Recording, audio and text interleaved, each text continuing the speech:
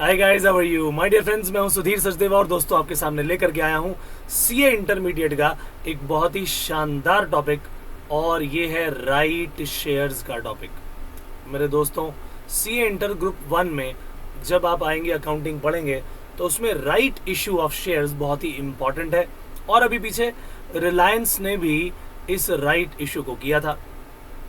सो जब आप क्लास में आएंगे तब तो मैं पूरा रिलायंस का भी राइट इशू डिस्कस करूंगा, किस तरीके से क्या हुआ, किस तरह से रेजोल्यूशंस पास हुए, किस तरह से क्या काम होगा। लेकिन यहाँ पर केवल हम एक बार इस चीज़ को जानने की ज़रूरत जो महसूस करते हैं वो ये है कि भैया इसका मीनिंग क्या है और आखिरकार ये राइट इशू किया क्यों जाता है। ठीक बात है कि नहीं?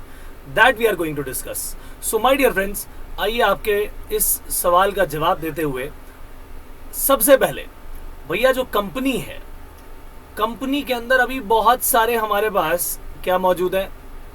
कंपनी में हमारे पास बहुत सारे ये शेयर होल्डर्स मौजूद हैं।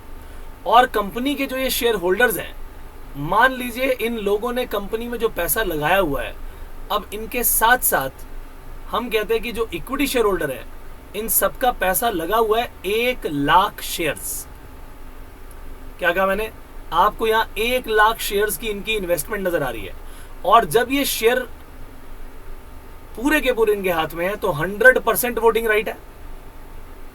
लेकिन मान लिया जाए कि कंपनी को और ज्यादा कैपिटल की रिक्वायरमेंट होती है, और अगर कंपनी को और ज्यादा कैपिटल की रिक्वायरमेंट होती है तो भैया वो पब्लिक की तरफ जाएगी, मान लो।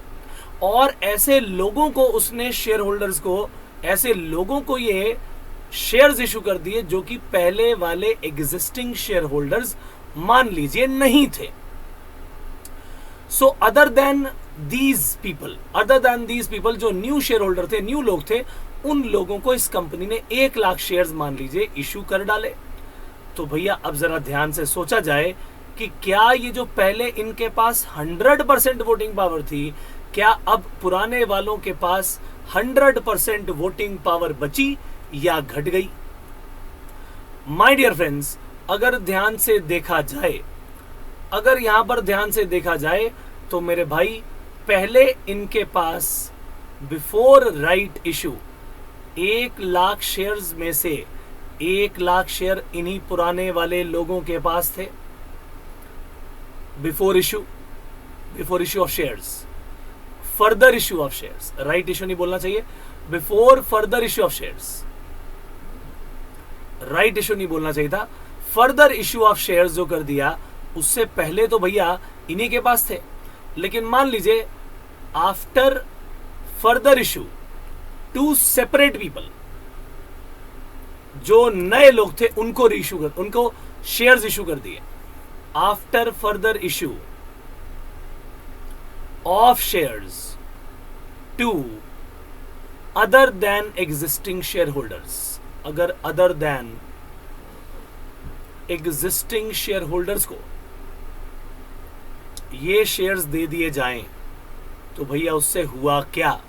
माय डियर फ्रेंड्स, उससे हुआ ये कि अब इन लोगों के पास, पुराने वालों के पास, टोटल 2,00,000 शेयर्स में से केवल 1,00,000 शेयर्स हैं। तो जो हमारे एग्जिस्टिंग वाले थे भैया, अब देखा जाए तो उनकी वोटिंग पावर 50% रह गई। जो पुराने वाले एग्जिस्टिंग शेयर होल्डर्स थे, पहले 100% वोटिंग राइट था मेरे भाई उनके पास, और अब उनके पास 2,00,000 में से 1,00,000 है, यानी उनकी वोटिंग पावर डाइल्यूट हो गई। कॉन्सिक्वेंस यहां पर यह आया कि भैया, in case company issues new shares to other than existing share holder, तो उनका जो वोटिंग राइट था वो डाइल्यूट हो गया। वो कहेंगे भैया इस कंपनी को चलाया हमने, इतनी मेहनत की, तो हमें यही सिला मिला। अगर आपको और पैसे चाहिए ही थे तो पहले हमसे तो पूछा होता, हम लगा देते पैसा भाई। तो लॉ भी यही बोलता है। बात तो बड़ी गलत की आपने। जिन लोगों ने बिगिनिंग से पैसा लगाया, पहले उनके पास आना चाहिए। जो पहले से एग्जिस्टिंग शेयर होल्डर है उनको राइट मिलना चाहिए।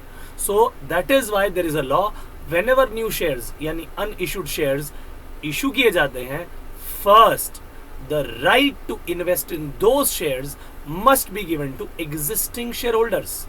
This right will be given to them according to their existing shareholding. proportionate right मिलेगा. अब इससे होगा क्या, पहले उनको राइट दे दिया, राइट तो दे दिया मगर ऑब्लिगेशन नहीं है. भैया तुम्हारी इच्छा है तो चाहो तुम उसे इन राइट शेयर्स को ले लो, और अगर न चाहो तो इस राइट को रिनाउंस कर सकते हो. लेकिन हमने आपको राइट दे दिया, चाहे तो आप इसे कर लीजिए एक्सरसाइज, और कंपनी के द्वारा ये जो नया इशू है इसमें शेयर्स ले लीजिए, ऑप्शन नंबर 1. और नहीं चाहते तो ये राइट किसी और को बेच भी सकते हो, उस राइट को किसी और व्यक्ति के लिए रिनाउंस कर सकते हो. उसको बेच दिया कि भैया तुम कंपनी को पैसा दे के ले लो और इस राइट के इतने पैसे लूंगा.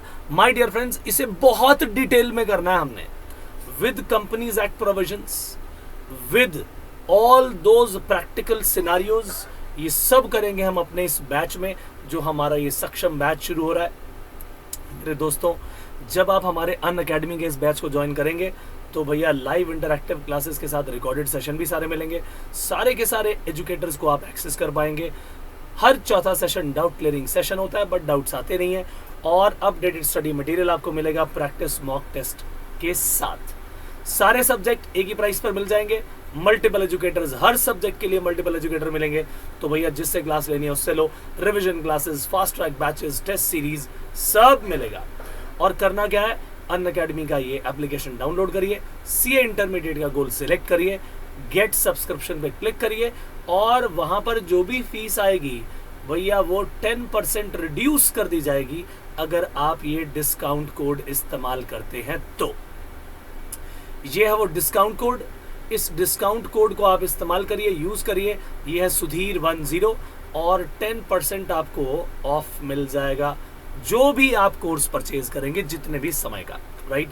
सो मेरे दोस्तों, आपसे मुलाकात होगी इस नए सेशन में, जब आप सीए इंटरमीडिएट का एग्जाम देने जा रहे हैं, चाहे नवंबर का एग्जाम, चाहे आने वाली मई 22 का एग्जाम. माय डियर फ्रेंड्स, दोनों के लिए ये एप्लीकेबल होगा. और अगर बाय चांस कोई चेंजेस भी आते हैं तो वो चेंजेस आपको बताए जाएंगे. You need not worry about that.